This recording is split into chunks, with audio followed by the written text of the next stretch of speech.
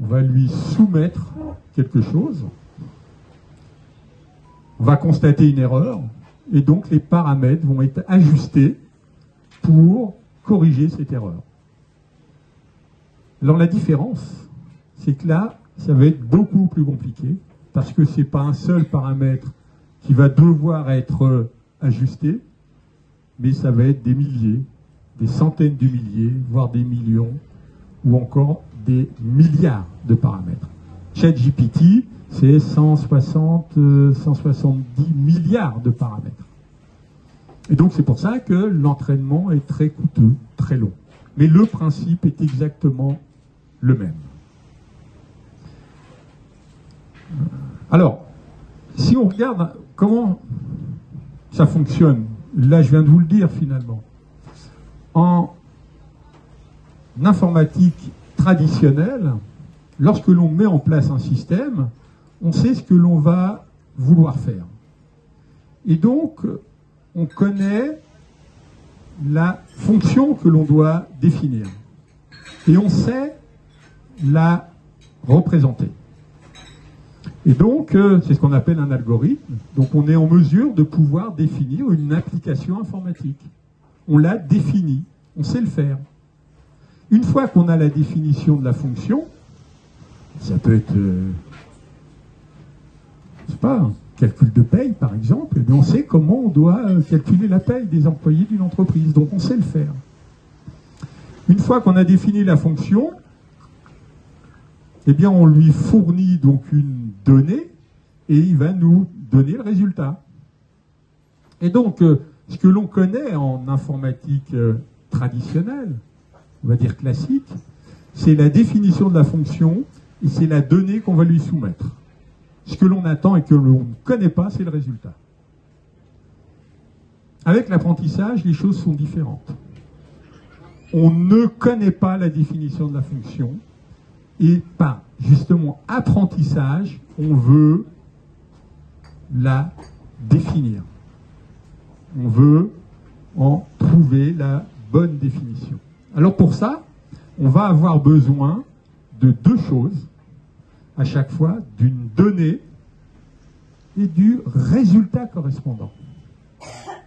Et on va le faire un certain nombre de fois. Je vous donne un exemple simple. Faites pas attention, ça c'est la deuxième loi de Newton, c'est très simple. C'est la force. La force, c'est quoi? C'est la masse multipliée par l'accélération. On connaît la définition. C'est très simple. Ensuite, une fois qu'on a cette définition, qu'est-ce qu'on fait? Eh bien, on soumet à notre définition une masse et une accélération, et on a le résultat qui va être la force. Puisque la force, c'est tout simplement la masse multipliée par l'accélération. Si maintenant on n'a pas la définition justement de cette loi, et qu'on a la possibilité de faire des mesures, alors je vais soumettre à mon système eh bien, ce que l'on appelle des exemples. Je vais lui donner eh bien, une masse et une accélération, et je vais mesurer la force correspondante. Donc je vais lui donner une masse M1, une accélération A1, et puis je regarde la force que j'obtiens, F1. Et puis je recommence. Je lui donne une deuxième masse, une deuxième accélération, et je regarde le résultat correspondant. Et ça, on le fait un certain nombre de fois, jusqu'à ce que, eh bien ensuite, le système soit en mesure de lui-même de retrouver justement la loi qui permet de passer de la masse et de l'accélération à la force résultante. Donc voilà comment ça fonctionne. Alors, pourquoi est-ce que, ça c'est une question légitime, on doit programmer des programmes qui apprennent? On a plusieurs raisons, on en a deux principales. D'abord, il est difficile d'anticiper toutes les entrées que l'on va devoir traiter.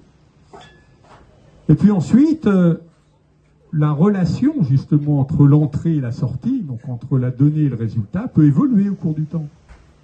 Et donc si on l'a d'abord programmé, un programme qu'on a défini, il n'évolue pas tout seul de lui-même au cours du temps. Pensez au spam, donc au courrier indésirable. On dit pourriel aussi. Indésirable, eh bien vous voyez que ça évolue au cours du temps. Les courriers indésirables, eh bien, ne sont pas fixes, c'est pas toujours les mêmes. C'est vous qui le dites au système. Ah non, ça c'est un spam. Ah non, ça n'en était pas un. Et donc ça, c'est véritablement une fonction qui évolue au cours du temps. Puisque ça évolue au cours du temps, eh bien, on va mettre en place un système justement d'apprentissage. Et puis ensuite, une autre raison, qui est peut-être aussi la plus importante, c'est que parfois on n'a aucune idée de comment on va pouvoir définir la fonction désirée. Par exemple, la reconnaissance de visage. C'est très compliqué à programmer. D'ailleurs, on n'y arrivait pas. Et donc, à partir de ce moment-là, eh bien, on va mettre en œuvre un modèle d'apprentissage automatique. Alors, comment est-ce qu'on met en place un modèle d'apprentissage automatique? Alors, c'est assez simple. La démarche est la suivante. On doit d'abord avoir des données parce qu'il va falloir entraîner le système. Alors, bien évidemment, il faut savoir ce que l'on veut faire et comment on va le faire. Et donc, pour ça, on a 3 grandes étapes. On va d'abord, comme je vous l'ai dit, avoir une phase d'entraînement. Il faut qu'on entraîne le modèle. Puis une fois qu'il est entraîné et qu'on est satisfait des résultats, bien évidemment, on les vérifie, les résultats, eh bien, on va pouvoir l'exploiter, le modèle. C'est ce qui se passe. Par exemple, ChatGPT, il a été entraîné longtemps. On était satisfait des résultats qu'on arrivait à en obtenir. Eh bien, ensuite, on l'a mis en phase d'exploitation. Et puis, quand il est en phase d'exploitation, bien évidemment, on va interpréter les résultats qu'il permet d'obtenir. Alors, si je le résume, on va avoir d'abord une première grande étape qui est une étape d'entraînement. Donc, on fournit des exemples. Une fois qu'on a correctement entraîné le modèle, on arrête l'entraînement et puis on le conserve. Et ensuite, on va pouvoir l'exploiter. Donc ensuite, c'est l'étape d'exploitation. Donc on récupère le modèle. Et puis ce modèle, maintenant, on peut lui soumettre des nouvelles données. Et à partir de ces nouvelles données, eh bien, il fera des prédictions.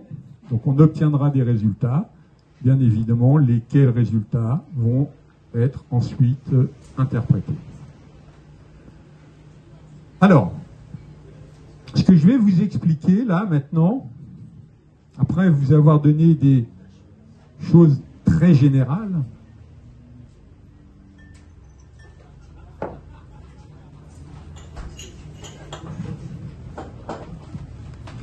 je vais ici vous expliquer un peu les principes. Alors, de ce que l'on appelle l'apprentissage supervisé, et qui est de très très loin le type d'apprentissage le plus utilisé. Alors, en quoi ça consiste? L'apprentissage supervisé, ça va permettre de faire des prédictions. Alors, l'apprentissage supervisé concerne aussi bien le machine learning que le deep learning.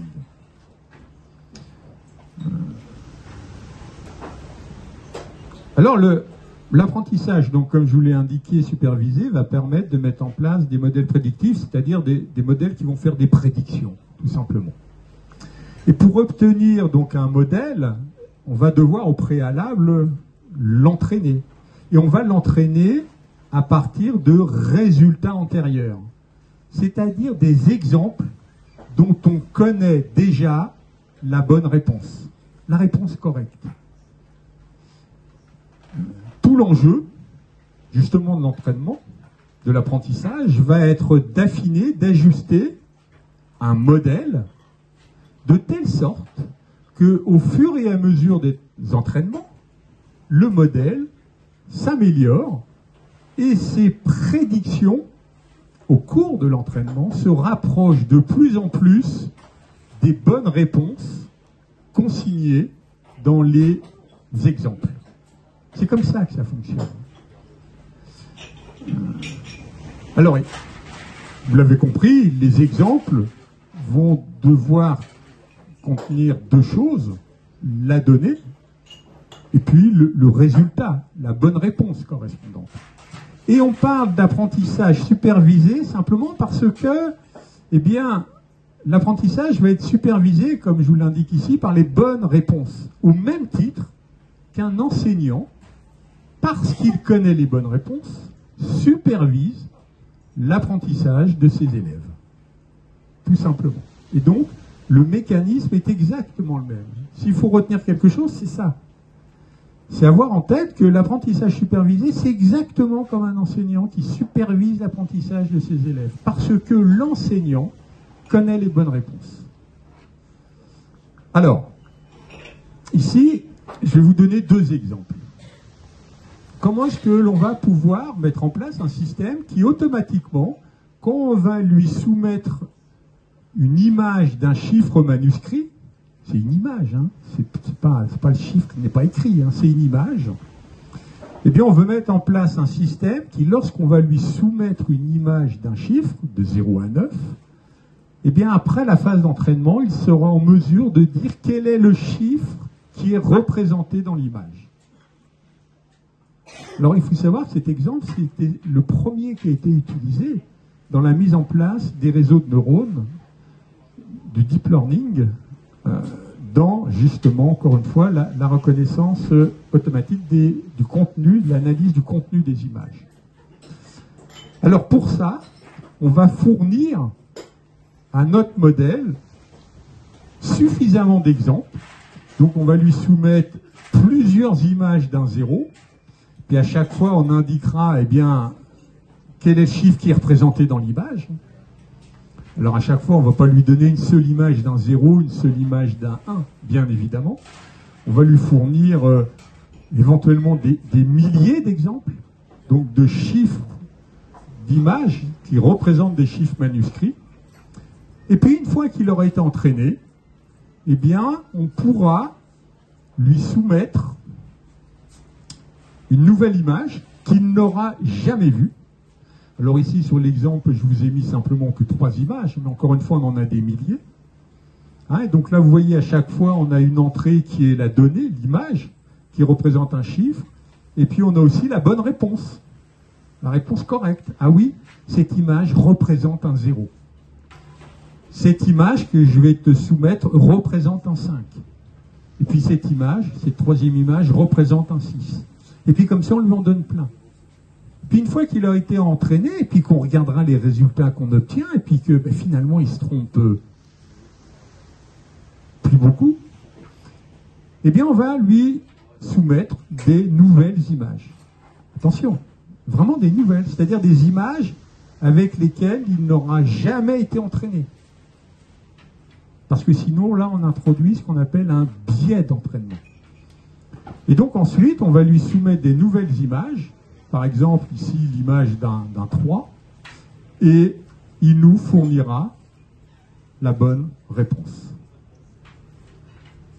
Voilà comment ça fonctionne. Alors, on peut aussi faire la même chose, et là, c'est un autre type d'apprentissage, par exemple, pour l'estimation du prix d'un logement en fonction de la taille. Qu'est-ce que je vais faire ? Bien, imaginez, là, j'ai un petit logement, 700 000 €. J'ai un plus grand logement, 1,6 million. Alors, j'ai changé, parce qu'au début, j'avais mis 70 000 et 160 000 pour Paris. C'était un peu faible. Ça convient à peu près pour la boule aussi, là. Et puis, maintenant, j'ai un nouveau logement, par exemple ici, ce que j'appelle le logement moyen. Eh bien, quel est le prix de ce logement? Je ne le connais pas. Et je veux que le système m'estime le prix de ce logement. Alors, Ici, je représente simplement, vous le voyez, par deux axes. Ici, à l'horizontale, j'ai la superficie. Donc là, vous voyez, vous retrouvez le petit logement. Là, vous avez le grand logement. Puis forcément, entre les deux, le logement moyen. Hein, ici, cet axe-là, c'est la superficie en mètres carrés. Et puis ici, on va avoir le prix, ici en euros, en centaines de milliers d'euros. Alors, bien évidemment, pour entraîner le modèle, pour qu'il soit en mesure de me faire une juste estimation d'un logement, je ne vais pas reposer que sur deux logements. En fait, je vais en avoir plusieurs. Alors là, je simplifie les choses, j'en ai une dizaine, je vais en avoir 9 logements, ils sont représentés ici par les points bleus. Alors là, vous reconnaissez, là, le petit logement, c'est ce point bleu. Ici, il y a le prix, sa superficie et le prix. Et puis là, le grand logement, il est ici. Et là, on a le logement moyen. Lui, le logement moyen, et on ne connaît pas son prix. Donc, il n'y a pas de point bleu. Hein, encore une fois, les points bleus représentent des logements dont on connaît le prix de vente. Et donc, c'est pour ça qu'on va entraîner le modèle. Alors là, quelle est la meilleure estimation? Est-ce que c'est 800 000, 1,2 million, 1,9 million? On ne sait pas. Là, on ne peut répondre que au hasard. Et donc, c'est la raison pour laquelle, à partir donc d'autres exemples de logements dont on connaît le prix, eh bien, on va entraîner le modèle.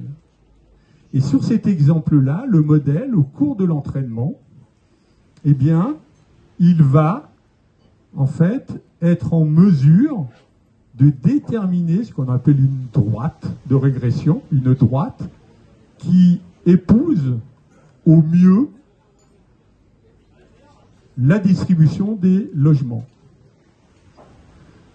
Donc c'est fait automatiquement. Et une fois que ça, on l'a obtenu, que le système par apprentissage l'a obtenu, eh bien, on est en mesure de pouvoir estimer le prix du logement moyen en utilisant justement le résultat de l'apprentissage, là, qui est tout simplement une droite. Quel est le prix ici? Eh bien, on passe par la droite et on a la réponse, c'était 1,2 million. Voilà comment, ici, ça fonctionne pour ce deuxième type d'apprentissage. Et on n'en a pas d'autres. On a principalement deux types d'apprentissage supervisé. On a un apprentissage supervisé qui permet de faire de ce que l'on appelle de la classification. C'était le premier exemple.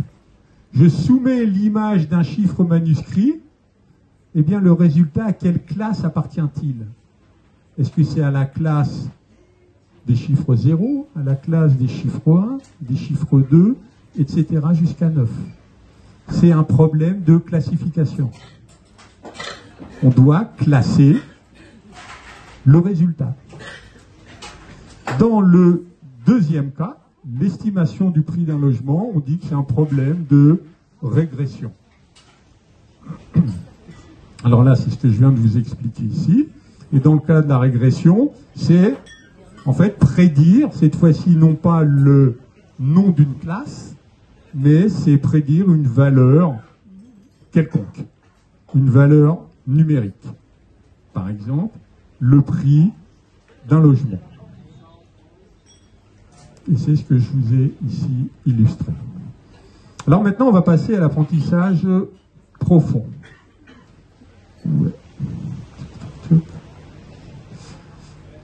Alors, si je reprends l'exemple ici de l'estimation du prix du logement, qu'est-ce que j'ai fait? J'ai donné à chaque fois un logement et le prix correspondant. Et puis le système, par apprentissage, il est ensuite en mesure de pouvoir, à partir de la superficie du logement, d'en estimer le prix. Et donc, c'est ce que l'on appelle là tout simplement un modèle mathématique global, qui fait que c'est une fonction qui va permettre automatiquement de passer des caractéristiques d'un logement à son prix. Ça fonctionne lorsque eh bien, le problème que l'on doit traiter n'est pas très complexe. Un logement, ça va être décrit par, alors un peu plus que uniquement la superficie, ça peut être décrit par 10, 15 ou 20 caractéristiques, mais pas beaucoup plus. Ça peut être le nombre de chambres, le nombre de pièces, l'ancienneté, la distance vis-à-vis des commodités, etc. Et donc, à partir de ce moment où on n'a pas beaucoup de variables, eh bien, on peut utiliser un modèle global. Et là, c'est ce que l'on appelle le machine learning. À partir du moment où l'on a beaucoup de variables à prendre en compte, alors par exemple la reconnaissance d'un visage, une analyse vidéo, un diagnostic médical, une détection d'intrusion, etc., eh bien là, on ne peut plus procéder de la même façon. On va, à partir de ce moment-là, devoir mettre en place, cette fois-ci, alors non pas du machine learning, mais ce que l'on appelle le deep learning. Et donc le deep learning, comme je vous l'ai déjà indiqué, le fonctionnement, donc l'apprentissage, repose sur une architecture de réseau de neurones. Et un réseau de neurones, c'est quoi? Eh bien, c'est plein de petits modèles mathématiques qui communiquent entre eux. Et c'est pour ça que ça va être possible de le mettre en place. Les petits modèles mathématiques, ben, ce sont les neurones. Et la façon dont ils communiquent entre eux, ce sont les synapses. Et c'est pour ça que c'est aussi efficace. Parce que plutôt que d'essayer, c'est, si vous voulez, d'une certaine manière, le célèbre slogan « diviser pour régner ». Plutôt que d'essayer de définir un seul modèle, eh bien on va en avoir plein qui vont communiquer entre eux. Et à partir de ce moment-là, on sera en mesure de traiter des problèmes qui peuvent être excessivement compliqués. Alors, les réseaux de neurones sont plus ou moins compliqués. En fait, on dit qu'ils sont plus ou moins profonds. C'est pour ça qu'on dit deep learning, que l'on dit apprentissage profond. Profond, ça vient tout simplement de la profondeur du réseau de neurones. Le réseau de neurones, ici, vous avez ce qu'on appelle au départ une couche d'entrée. C'est là où la donnée va être soumise.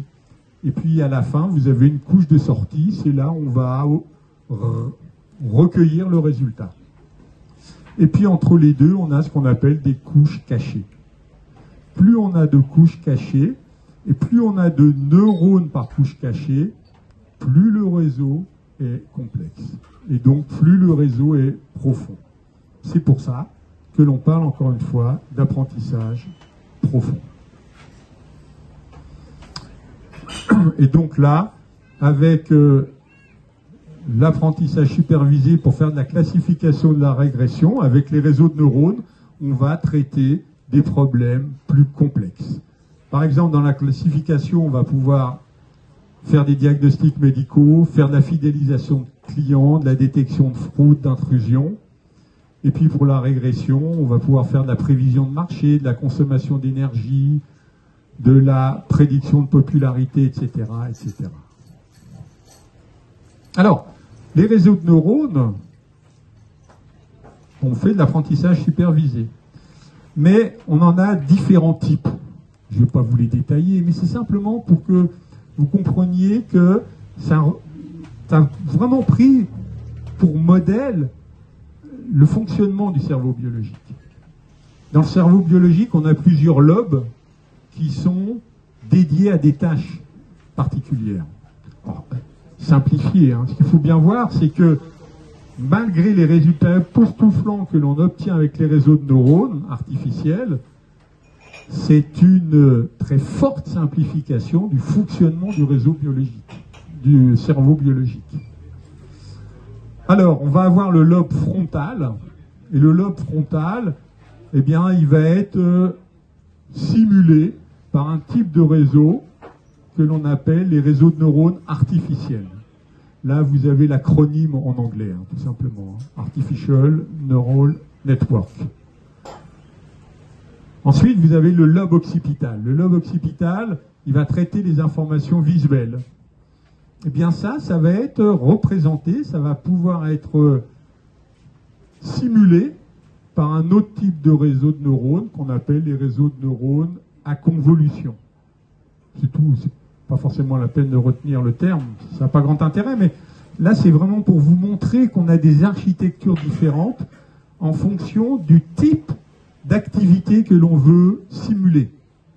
Et puis, on a un troisième type de réseau ici qui, eh bien, simule le lobe temporal. Là, c'est pour traiter des séquences dans le temps. Eh bien, ici, ça va être simulé par des réseaux de neurones récurrents. ChatGPT doit comprendre un texte. Comprendre un texte, ça veut dire prendre des mots à la suite dans une série temporelle. Lorsque l'on discute entre nous, c'est le lobe temporal là, qui fait que vous vous souvenez dans la mémoire à court terme ce que j'ai dit pour faire le lien avec ce que je vais ensuite vous dire. Eh bien, ChatGPT, c'est pareil, et donc c'est, en simplifiant les choses, un type de réseau de neurones récurrent qui simule le fonctionnement du lobe temporal. Alors, on en a un autre qui est le lobe pariétal, qu'on ne sait pas simuler. C'est pour tout ce qui est la perception des sensations, le goût, le toucher, les émotions, la douleur, le plaisir. Ça, on ne sait pas le faire. Alors, là, ce que je voudrais vous illustrer, c'est simplement pour que vous puissiez comprendre la difficulté et la complexité de l'entraînement. Alors, comme je vous l'ai dit, on peut, ici, dans l'intelligence artificielle générative avec les réseaux de neurones, faire de la génération de texte, mais on sait aussi faire de la génération de notes, faire de la composition automatique. Alors ici, par exemple, vous avez ici le résultat d'une composition, ici, qui est, que je vais vous illustrer. Alors, qu'est-ce que ça sort? Vous entendez ou pas? Donc que dalle, hein? Ah bon?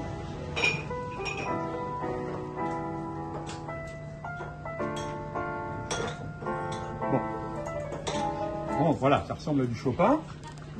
Ça ressemble à du Chopin, et là, c'est le réseau de neurones qui a fait automatiquement la composition. Très bien. Moi, ce qui va m'intéresser là, ici maintenant, c'est justement vous illustrer différentes étapes dans la progression de la composition automatique. Alors, comment ça fonctionne, la composition automatique? On va entraîner un modèle, on va lui donner des partitions. Alors là, c'est pour faire une composition à la Bach. On va lui donner des partitions de Bach. Et donc, on va lui donner les notes. Et ensuite, on va commencer à lui donner les premières notes d'une composition de Bach. Et lui, il va essayer de deviner, et donc de créer les notes suivantes, pour faire en sorte que ça se rapproche le plus possible d'une composition de Bach. Au début, on lui donne quelques notes, il n'a pas encore été entraîné. Qu'est-ce qu'il va être en mesure de pouvoir trouver comme note suivante? Au début, il ne va pas être très bon. Ça va être un peu n'importe quoi. Et donc, comme je vous l'ai expliqué pour les lunettes, où on a une erreur, et donc on ajuste un paramètre, et bien là, le réseau de neurones, on va regarder la note qu'il va avoir générée, c'est pas du tout la même que Bach, et donc là, eh bien, il va ajuster un grand nombre de paramètres pour essayer de se tromper un peu moins la prochaine fois. Et donc, voilà ici ce que ça donne. Alors, c'est vrai que c'est pas terrible, mais vous arrivez vraiment à entendre? Vous entendez bien?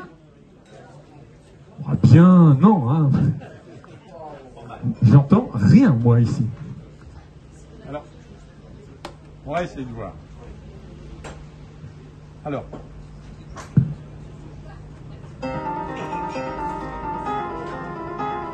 Vous entendez? Ah, merci. Là, c'est des exemples d'entraînement qu'on entend, qu'on va lui donner.